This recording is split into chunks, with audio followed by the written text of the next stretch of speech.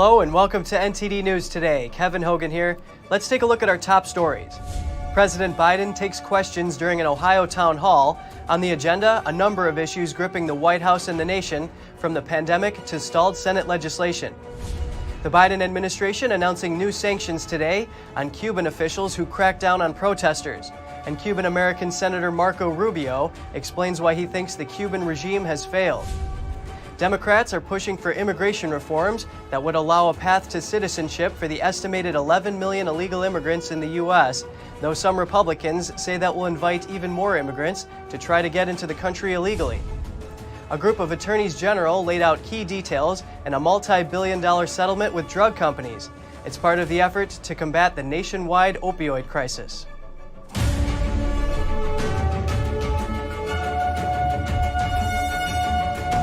Senator Marco Rubio says he considers Cubans to be hostages in their own country and argues lifting the U.S. embargo won't help in their fight for freedom.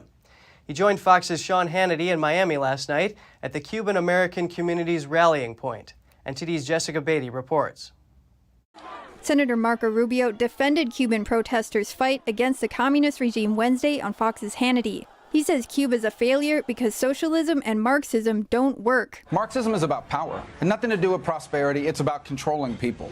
A Marxist system wants to keep people poor because poor people are easier to control. The leaders of Cuba aren't just evil, they're incompetent people. Because in Cuba, you don't get promoted for being smart. You get promoted because you're loyal, because you're compliant, because you give in. Earlier this week, Rubio said Cubans are not protesting the U.S. embargo. He said they're protesting because they want liberty. A senior researcher from Human Rights Watch says the Cuban regime has brutally repressed protesters. Over 500 people, including protesters, artists, journalists, and others, have been detained. The whereabouts of many of them are unknown. Many have been beaten.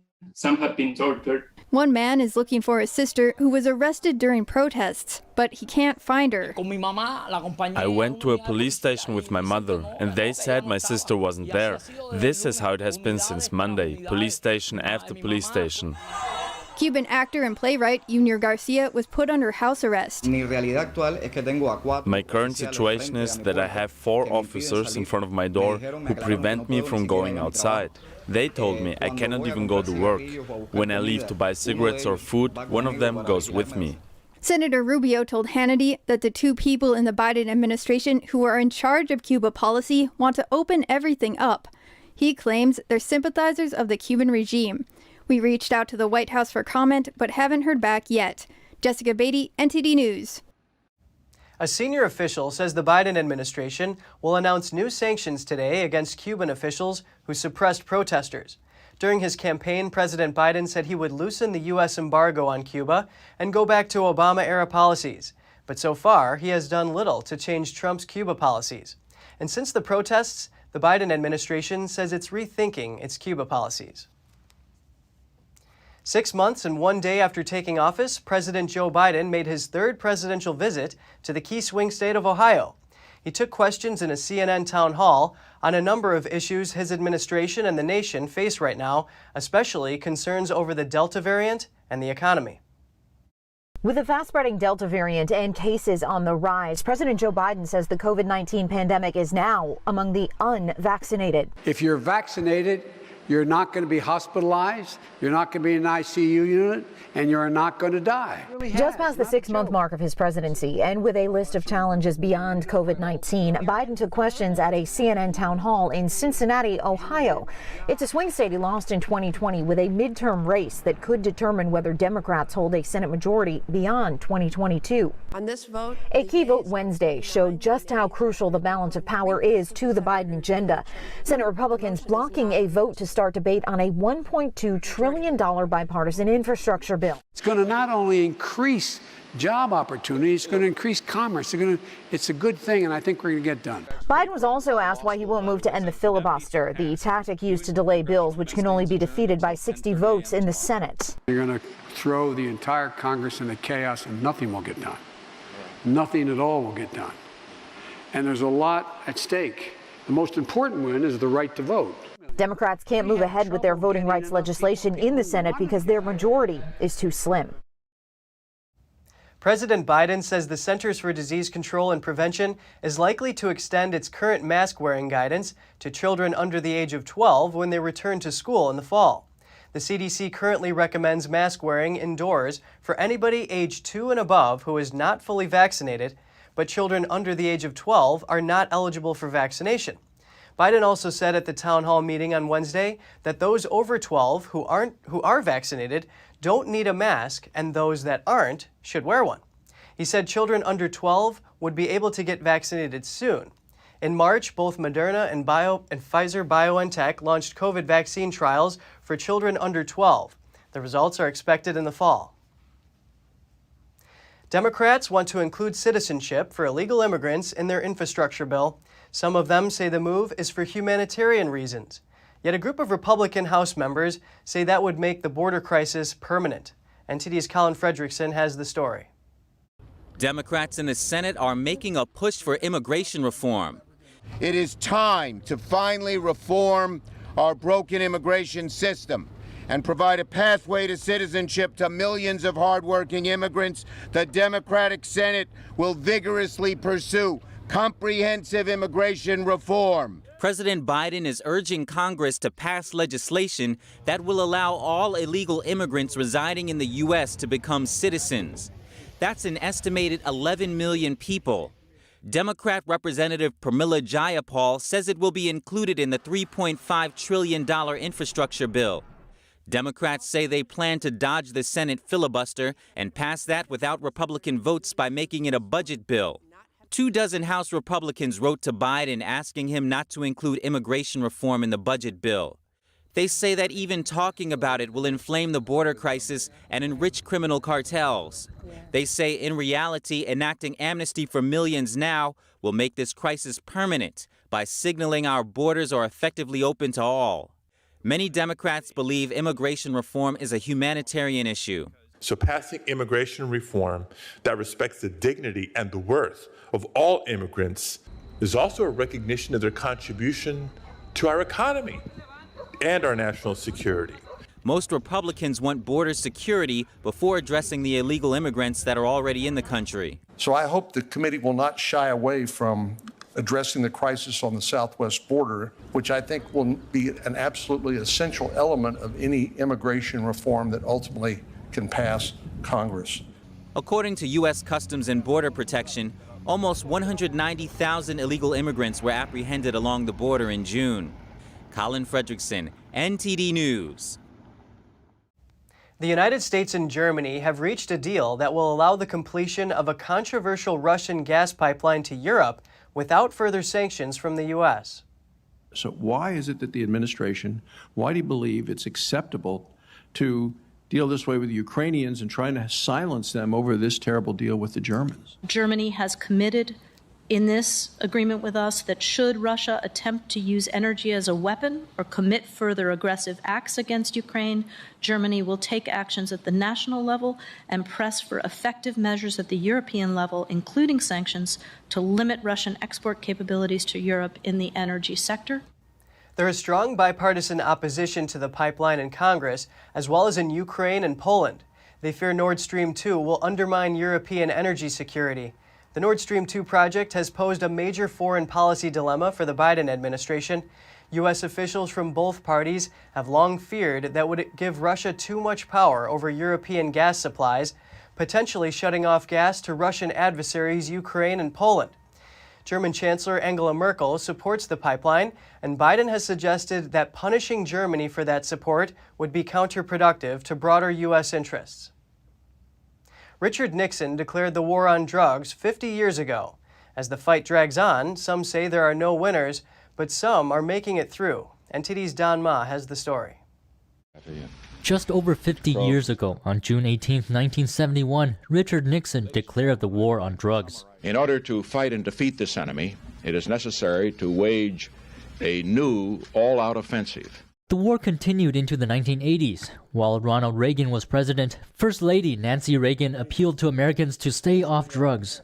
Say yes to your life. And when it comes to drugs and alcohol, just say no. Some say we aren't winning the war.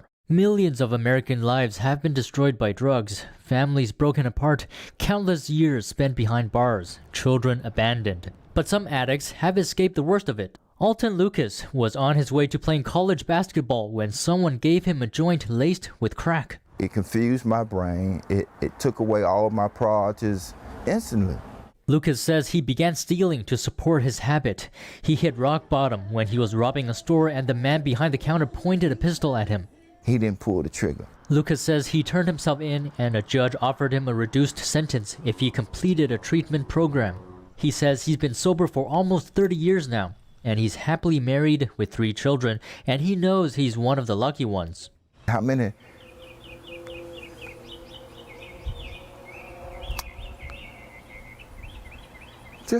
lives that were lost? The battle changes, but continues on. 2020 saw almost 100,000 Americans die from drug overdoses, the highest number in U.S. history. Don Ma, NTD News. Attorneys general across the country have unveiled key details in a $26 billion settlement with large drug companies. The funds would be used to reduce addiction to and overdoses from opioids. The deal has been said to be the second largest cash settlement of its kind in U.S. history, behind the tobacco deal in the 90s. The $26 billion agreement will bring desperately needed resources home to each of our states, an estimated $750 million here in North Carolina, to help people struggling with opioid use disorder find hope, freedom from addiction, and happiness. The attorneys general laid out key details on Wednesday, a day after lawyers for local governments across the country said they were on the verge of settling. Since 2000, over 500,000 Americans have died in connection with prescription drugs, illegal heroin, and illicitly made fentanyl. 2020 saw record high numbers of cases, and State Attorney General Letitia James pointed to the havoc these drugs have had on New Yorkers. And to be clear, the numerous companies that manufactured and distributed this poison did so without any regard for human life and for the national crisis that they caused. Under the deal, Johnson & Johnson will have to pay $5 billion, with other drug wholesalers and pharmaceuticals on the hook for upwards of $6 and $7 billion. Though experts are citing the $200 billion tobacco deal as a warning about what may happen to this one. In the 90s, only a fraction of the tobacco settlement went to helping people quit smoking, with much of it going to repair roads and balance state budgets. We can stop this thing. And I say that with some experience, in the world of what these settlements can and can't do. I believe we can do it if we put the money where it needs to be. And the expert says some of the money needs to go towards education and a lot of it toward treatment. $23 billion worth is expected to go towards reducing the opioid crisis through treatment for people who are addicted. The money would be allotted in annual payments over the next 18 years, with the biggest amounts expected in the next few years. Voters in Harney County, Oregon will decide in November on whether to join a plan to secede into Idaho. The plan is called the Greater Idaho Proposal. It would allow southern and eastern Oregon counties to become a part of Idaho.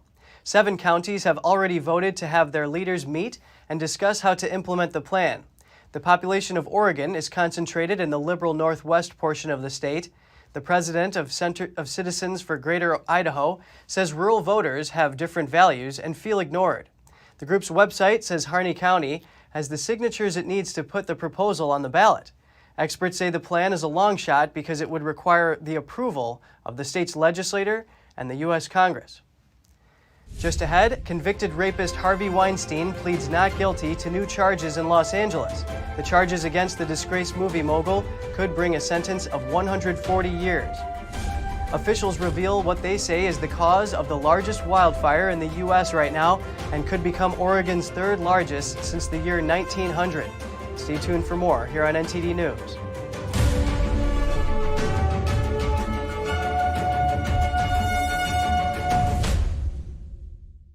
Hi folks, Joe Namath here with a new message about your Medicare benefits. You may be entitled to transportation, meals, and expanded coverage for dental work that includes extractions, fillings, and dentures, all at no additional cost. Plus, depending on your zip code, you may be entitled to the Medicare benefit that adds money to your Social Security check every single month. Call and get everything you deserve. Call now. It's free. I'm on a fixed income, so I called to get money added to my Social Security check. They helped me so much. I called to save money on copays, get prescriptions, transportation, and my dental work covered. I couldn't believe I was spending money I don't have to spend. Millions of people have trusted the Medicare Coverage Helpline, and you can too. Call now. It's free. Call 1-800-764-1930. That's 1-800-764-1930 now.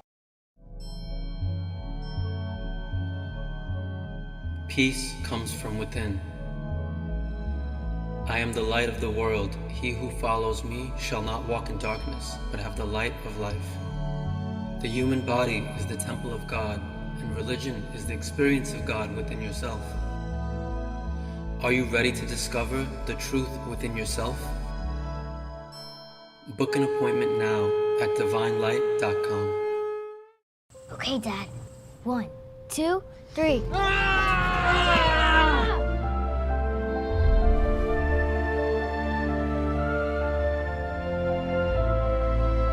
You saved me. Dad? Are you okay? I'm fine, dear. Your hero needs you now, and AARP is here to help. Find the care guides you need at aarp.org/caregiving.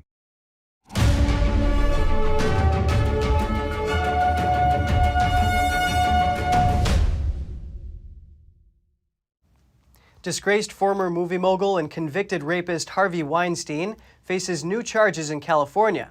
He's pleaded not guilty. NTD's Andrew Thomas reports. Harvey Weinstein pleaded not guilty in a Los Angeles courtroom Wednesday. That's to 4 counts of rape and 7 other counts of sexual assault. Sheriff's deputies brought the 69-year-old convicted rapist into court in a wheelchair.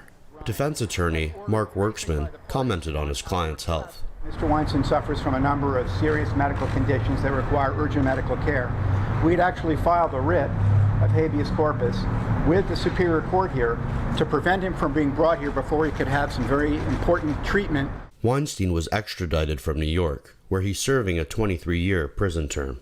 He now faces the possibility of another lengthy sentence. Worksman criticized the charges against his client. We welcome an opportunity to address these charges in court. They're baseless. They're from long, long ago. They're uncorroborated, and we do expect that after a trial in this matter, if we have a fair trial in this case, then Mr. Weinstein will be acquitted of these charges. Weinstein's charges involve 5 women from 2004 to 2013. Most are said to have taken place in hotels in Beverly Hills and Los Angeles. The charges could bring a total prison sentence of 140 years. Weinstein is appealing his New York convictions and seeking a new trial. Attorney Gloria Allred represents 2 of the alleged victims. He delayed as much as he could being extradited, arguing couldn't get appropriate medical care that he could get in New York. That's ridiculous. We have excellent medical care that is provided to inmates in Los Angeles. And so finally he ran out of excuses and now he's here. The former movie mogul maintains his innocence and contends that any sexual activity was consensual. Los Angeles prosecutors first charged Weinstein in January 2020, just as jury selection was getting underway in New York. In March, he was indicted by an LA County grand jury. I was there for his sentencing. He saw me in court many times, sitting right across from him, and now he's going to see me in LA. The pandemic and procedural delays set Weinstein's extradition back more than a year. Officials said Weinstein's time in custody in California will count toward his New York sentence. Andrew Thomas, NTD News. A lightning strike is said to be responsible for starting the largest recent wildfire in Oregon. This as over 20,000 firefighters and others battled dozens of blazes across the western United States. Here's more. A wildfire in Oregon that has been burning for weeks was found to have been ignited by lightning and smoldered for days before it was detected. That's according to forest officials on Wednesday. The so-called Bootleg fire is the largest of dozens of wildfires currently burning across the United States. Its origin came to light as ground crew of more than 2,000 people made increasing headway in curtailing the blaze. They were helped by calmer winds, cooler temperatures, and a slightly higher humidity over the past 2 days. Officials say the blaze is now growing at a slower rate as it enters an area with less vegetation to burn. But the fire is still on track to becoming the state's third largest on record since 1900. It has so far burned through an area well over half the size of Rhode Island, nearly 400,000 acres of tinder dry brush and timber. It is so large that it's even generating its own weather, capable of spawning lightning storms, which can in turn ignite new fires. No fatalities or serious injuries have so far been reported, but dozens of homes and more than 100 outbuildings have been destroyed. The Bootleg fire adds to an unusually heavy start to the western fire season, with about 80 major active wildfires reported in 13 western states this week. More than 1.3 million acres of land has already been scorched. Still to come, NASA's Perseverance rover is about to begin its mission on Mars. It will collect samples from the red planet to determine if life could have once existed there. Find out more in just a minute.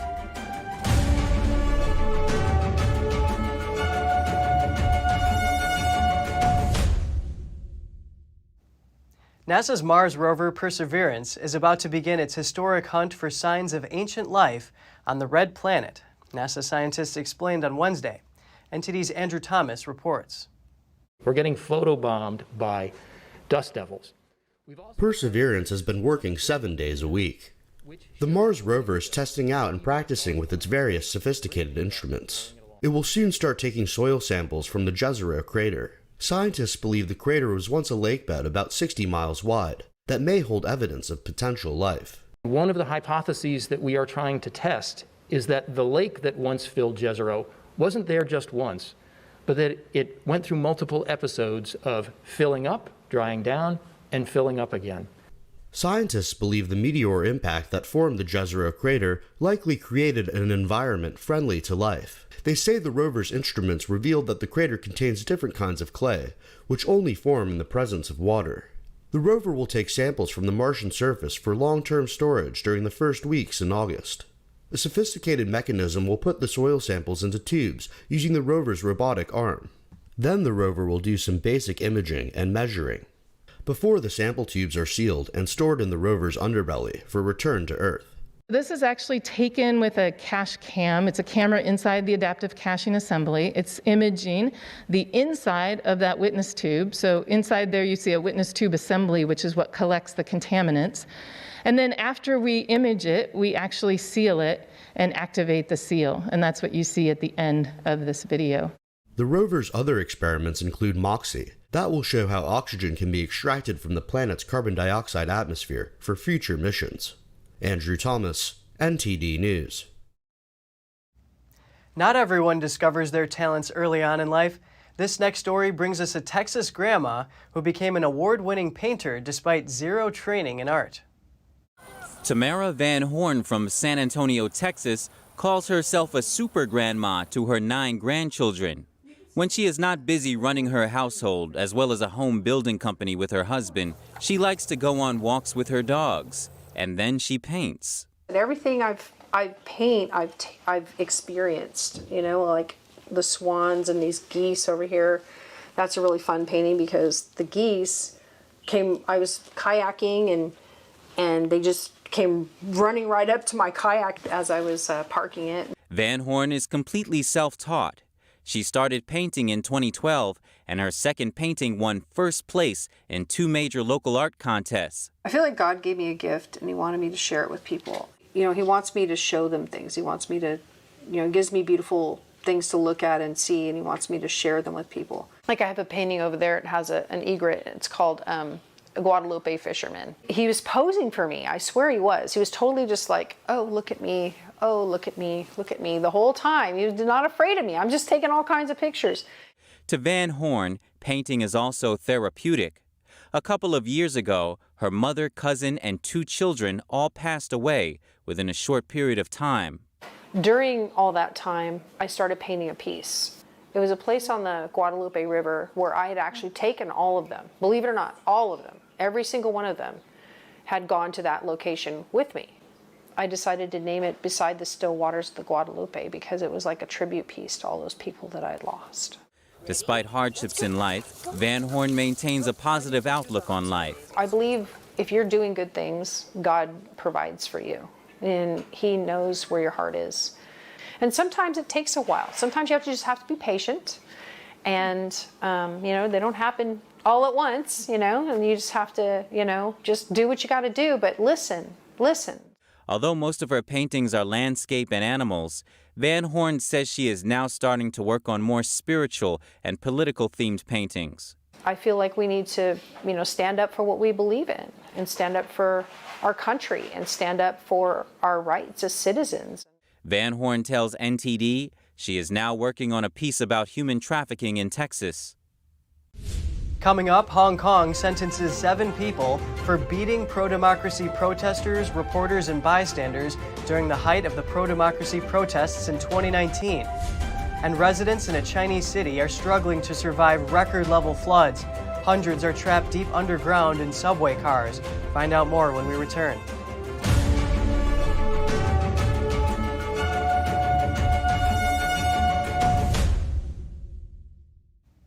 A Hong Kong court is sentencing 7 men to between 3.5 and 7 years in prison.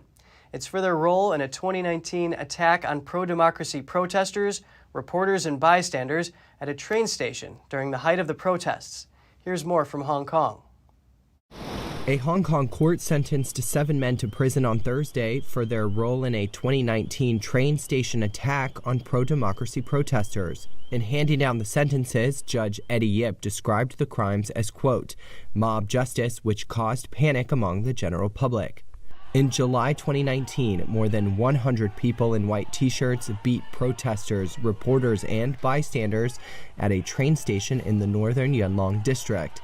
Some activists suspected gangs were involved and accused the police of collusion, citing their sluggish response to the attack. Police have denied those claims, placing the blame on other protests around the city for their slow response. On Thursday, the city's district court sentenced 5 men to the maximum 7-year penalty for rioting, as well as wounding with intent or conspiracy to wound with intent. 2 others were given a shorter sentence because they had pled guilty before the trial. These were the first convictions of any of the white-shirted attackers.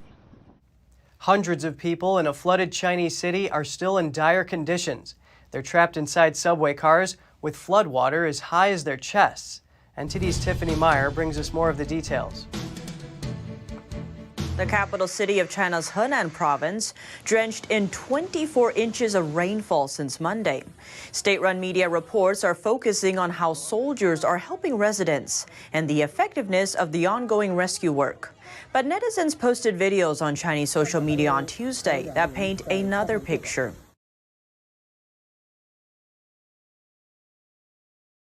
One clip showed several people struggling in floodwaters. A woman on the bank is seen crying and seems to be calling for her mother in the water.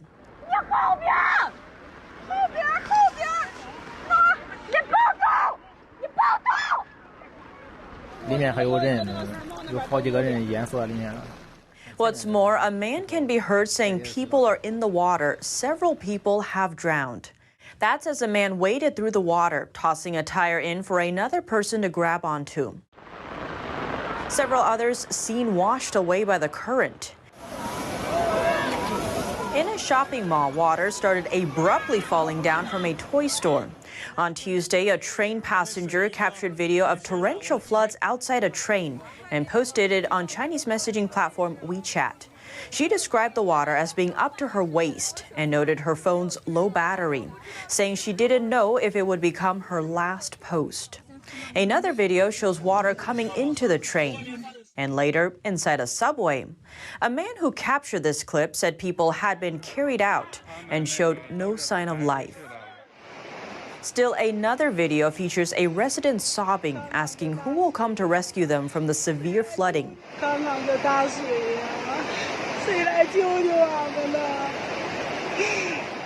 This woman captured a drowning victim. Found dead in the water, his body was moved to higher ground. The woman's voice is heard saying she was scared and her hands were shaking. She also explained there was another woman in the water but lost sight of them, and that a man entered the water in search of the woman but couldn't find her. Likewise, on Tuesday, human remains were spotted and retrieved in Zhengzhou City. The person who shot this clip said the body was found to be female, and the apparent casualties, a few lucky ones, were saved. This successful rescue effort was also caught on camera. Citizens there are demanding answers from authorities, questioning why they weren't given a heads up before a move that made an already major disaster much worse. It comes after some passengers found themselves trapped on a dark subway on Tuesday, with floodwaters rising up to their chests. Earlier, a passenger sent a video to the internet asking for help. He says he sensed something wasn't right. We're now trapped in the subway. The water is rising and it's climbing to our waists. Those seeing the video, please help us call the police. Videos circulating online show water pouring into the subway station, and it wasn't just the subway. Flooding also submerged much of the local area. In a video, a woman was struggling to escape a water current. As for the subway, the water later receded, and passengers were able to escape, but some never made it past the next stop. Officials capped the death toll at 25 as of late Wednesday. But many are wondering if, had authorities acted otherwise, some deaths could have been avoided.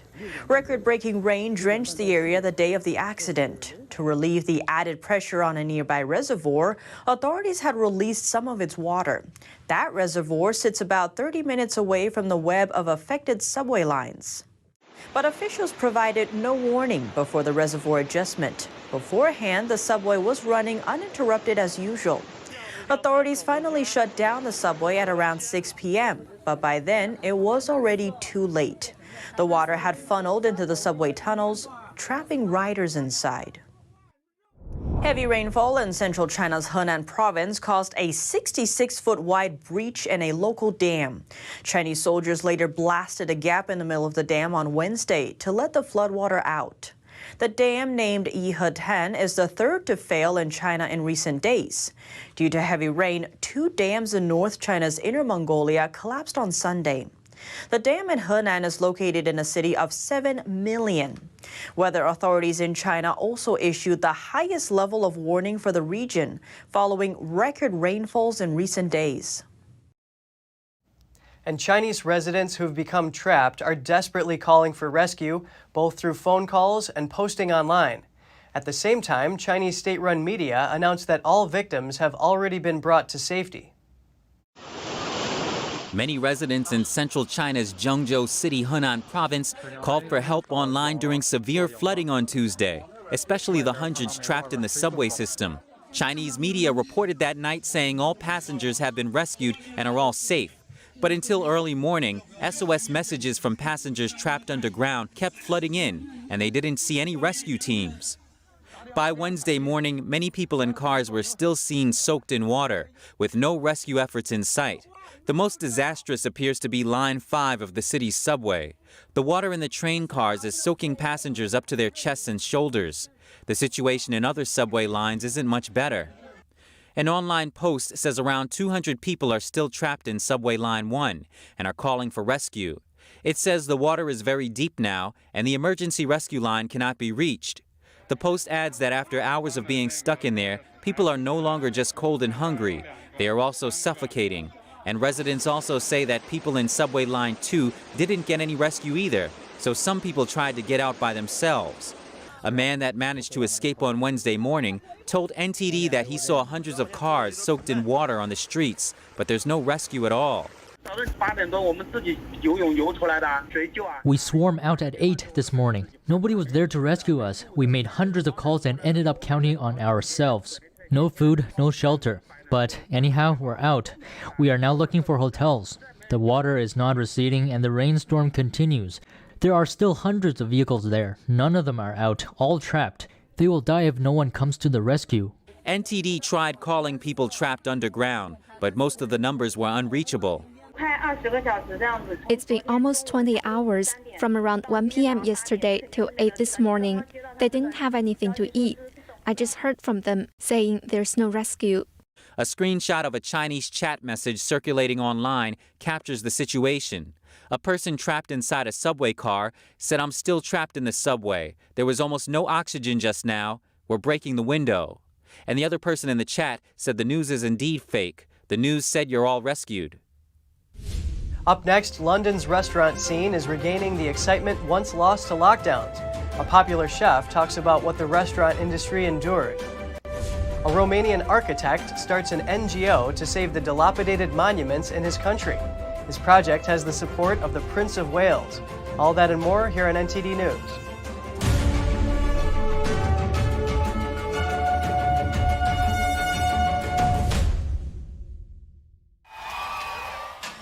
When the game's over and it's time to go home, sometimes your car has other plans. That's why I drive with CarShield. As expensive as car repairs can be, I wanted the best defense around. And with CarShield's administrators, they make sure that you don't get stuck with expensive car repairs like this. Did I forget to mention that with CarShield's network, I also get 24/7 roadside assistance, towing, and rental car reimbursement included. That's peace of mind every driver needs. I saved close to $9,000. If it wasn't for CarShield, I wouldn't have my car. I gotta tell you, it's quite a relief not to worry about expensive car breakdowns anymore. And with CarShield's administrators, you can choose your favorite mechanic or dealer to do the work. Plus, it's easier than ever to get America's favorite car protection.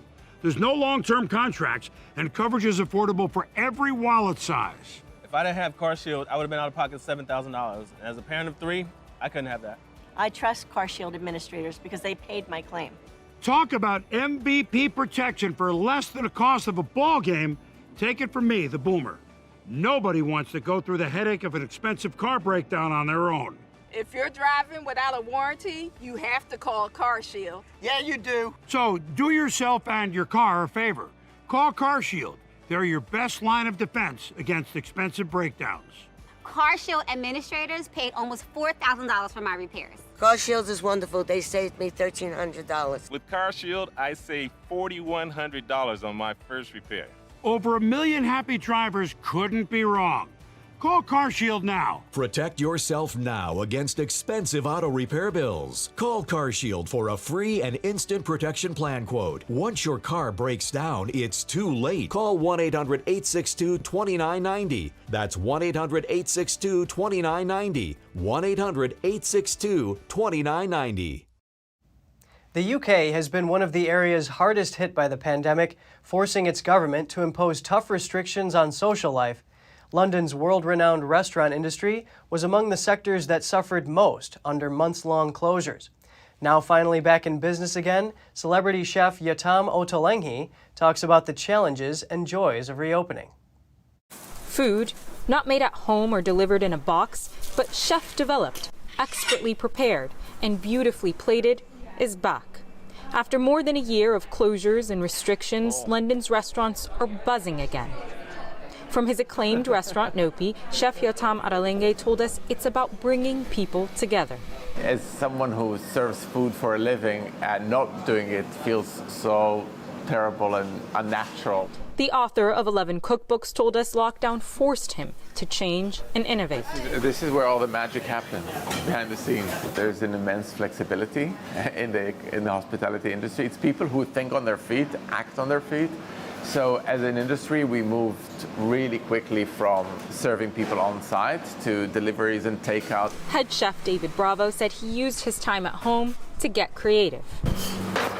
Having all this time, we're just kind of thinking on new dishes, new recipes, or what we can do with leeks or what we can do with carrots, using in different forms. But while people are eager to finally dine out, the industry cannot find the human resources needed to serve them. We're struggling to hire on all fronts. So you put an ad out for a kitchen porter and you've got very few candidates applying. A third of venues reopened without adequate staffing, according to one survey. Post-Brexit immigration rules and a sense of instability makes recruitment and retention more difficult. General Manager Pierre Malouf told us many of his friends and colleagues have quit their jobs. It feels very sad. A couple of times on the bus to work, I did have a little cry because I think you we didn't get a chance to say goodbye. There was such a mass exodus that we never got the closure, and now we have to rebuild again. Pre-COVID, an estimated half of hospitality workers were EU citizens, but over the last year, many have returned to Europe, government data shows. But while the industry struggles to find solutions, consumer demand is soaring. And the one thing I'm really confident is that people will want to eat out because it's one of the few joys, communal joys that we still have, and restaurants are the perfect places for that. Hope that the revival of London's food scene will lead to renaissance and reunion. In German towns devastated by the floods, a big cleanup has begun. Every helping hand is welcome in a recovery that officials say could take years. NTD's Joy Duguid has the story. The floods in western Germany have killed more than 160 people and caused untold wreckage. In response, the federal government on Wednesday passed an emergency package of almost £350 million to repair houses and infrastructure and to help people in crisis situations. But in the immediate aftermath, affected residents cannot wait. Volunteers are filling the gap in one of the hardest hit districts, Ahrweiler. We're busy today with clearing out our basement of mud, 96 square meters of basement space that is so high with mud. The emergency services can only pump out the water, but not the mud. She says friends, colleagues and even total strangers showed up to help.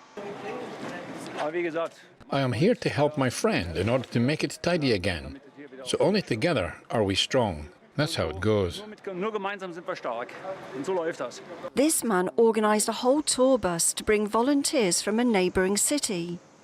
The background of my idea was that we did not want to have too many cars here, and that many volunteers simply do not have the courage to come, because they do not know where they should help, where they are needed. And there's not just mud and sludge. In the town of Bad Münstereifel, plenty of debris and rubbish needs to get tackled. Volunteers form long chains and pass buckets down entire streets to large collection points. This priest says he feels inspired by the helping hands, especially the young people.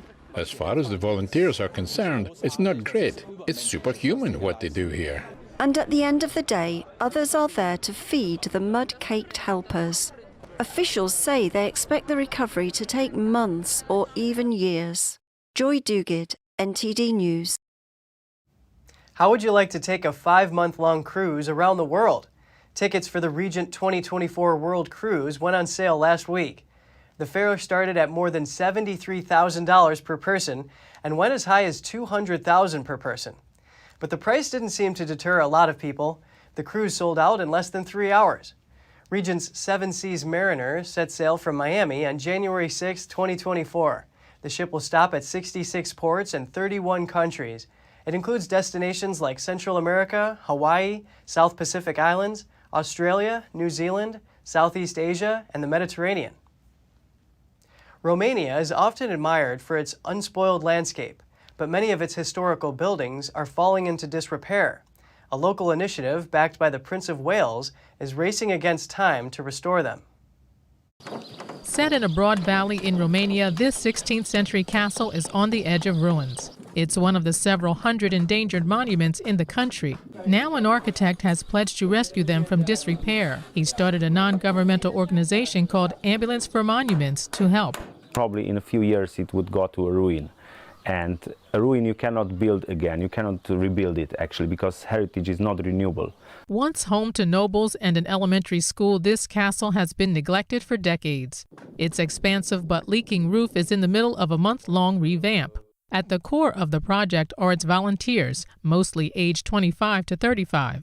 Some are students studying heritage-related fields like architecture, archaeology, engineering, and history. This is my first experience with the Ambulance of Monuments, but the community is amazing, and the way they all just mobilized around the building and they just all jump in to come and help, even for a few hours. I think that's very important. The local town hall supplied materials for intervention, while locals arranged accommodations and food for the volunteers. The project's first and biggest supporter is the UK's Prince Charles. His Prince of Wales Foundation owns a number of old properties in Romania. He's supported financially, he's doing a lot of lobby, and he just waits to see all the pictures we are sending and that young people from Romania are involved. And also that we are recovering intangible heritage because we are using local craftsmen, local materials. We are trying to preserve also nature around the building, and I think this is what he likes most of this project. Founded in 2016, the Ambulance Project has saved 55 historical structures from total ruin, including UNESCO World Heritage Sites. The effort now covers around 60% of Romania's territory. Still to come, the Rodchenkov Anti-Doping Act is designed to protect clean athletes in international sports. But a lawyer told a recent hearing that it won't be able to keep the Tokyo Games clean, as doping is only one problem.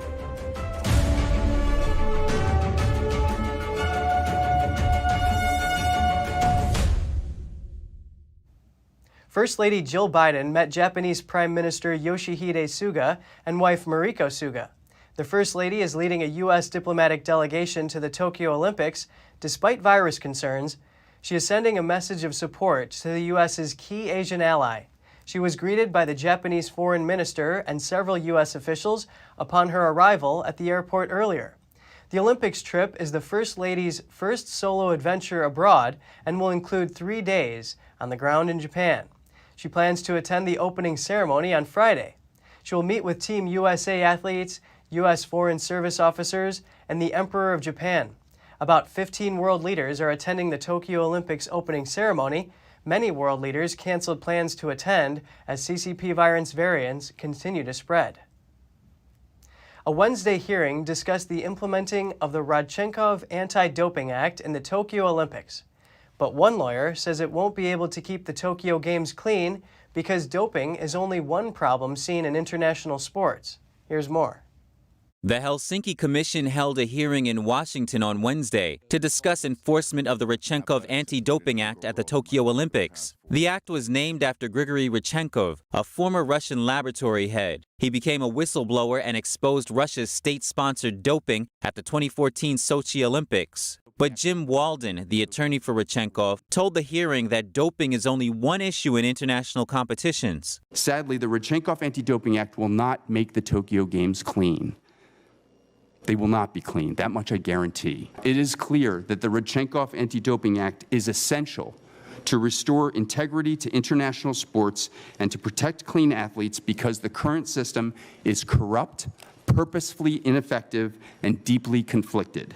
And doping is only one small part of the problem. The Rodchenkov Act was signed into law last December. It allows the United States to prosecute individuals for doping schemes at international events involving American athletes, sponsors, or broadcasters. The Tokyo 2020 Olympics will be the first major test of the new law. Edwin Moses serves as the emeritus chair of the U.S. Anti-Doping Agency. He said the existing win-at-all-costs culture in sports makes the Rodchenkov Act even more critical. This law protects the U.S. financial investment in international competition, stops corrupt actors that organize and facilitate doping fraud, compensates clean athletes who have been defrauded, and protects whistleblowers. The Rodchenkov bill authorizes prosecutors to seek fines of up to $1 million and up to 10 years in prison. Naomi Osaka is expected to defend her women's tennis singles title at the U.S. Open after withdrawing from this year's French Open and Wimbledon on mental health grounds. Osaka will be part of a women's field at the U.S. Open that will also include world #1 Ash Barty, who just won her second major title at Wimbledon. Japan's Osaka stunned the tennis world when she quit the French Open in May, following her first-round match after she was fined and threatened with disqualification. The trouble started when she refused to attend mandatory post-match press conferences. The world #2 also skipped Wimbledon. Osaka blames her absence on social anxiety. She is still scheduled to play at the Tokyo Olympics and then in Montreal before the U.S. Open begins at the end of August. Inflammation. It's the cause of many illnesses, but it can be cooled with the help of a good diet. Let's get a few tips on how to reduce inflammation.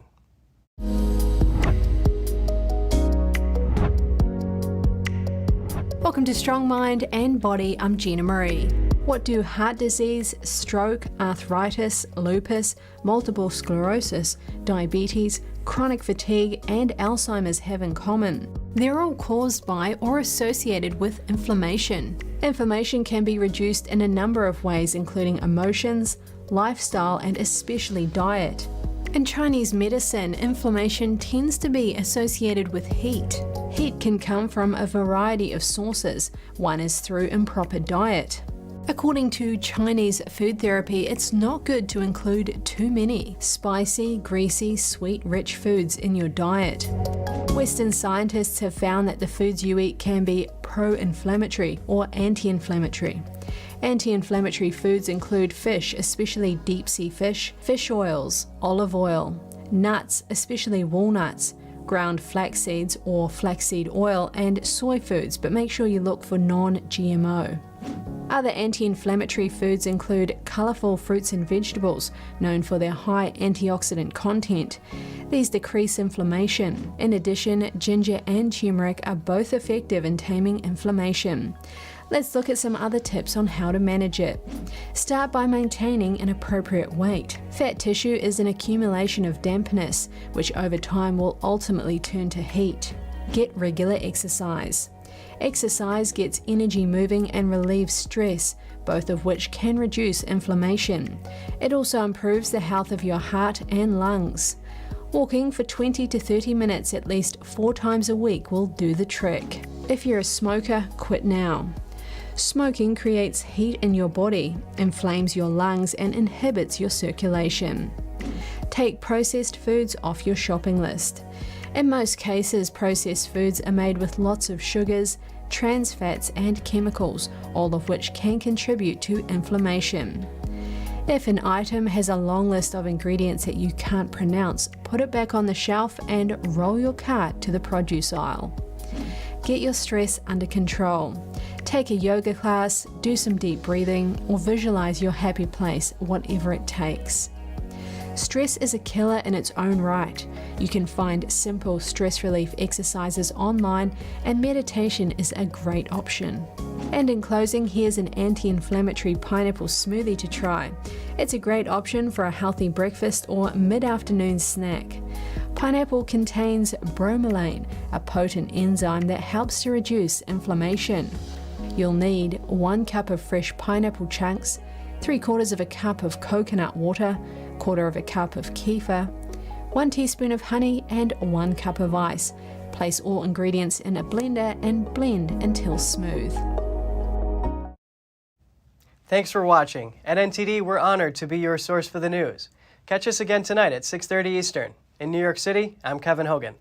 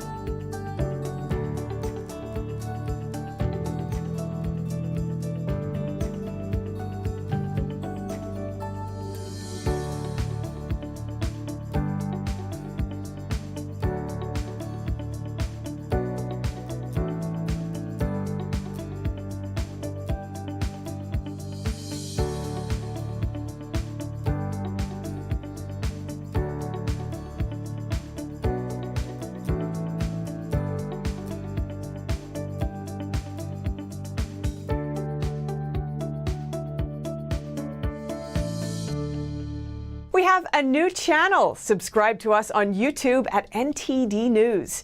Get the highlights of our news broadcast and the most important headlines that we curate especially for you. Don't let YouTube decide what information you get. That's your choice. YouTube is deleting our videos and cuts you off from a source of honest reporting. Make sure you don't lose access to NTD's news content, and take a quick moment to subscribe to our newsletter so no matter what happens here, you'll keep your access to a trustworthy news source.